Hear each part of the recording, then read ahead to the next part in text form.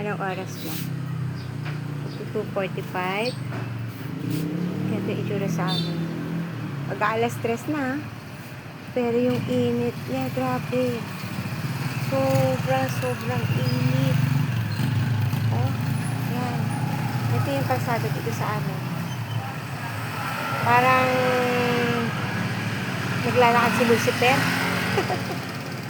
Parang kasabay mo pag naglakad ka ng kalsada. Si Lucifer sa sobrang init, tapos yung simoy ng hangin.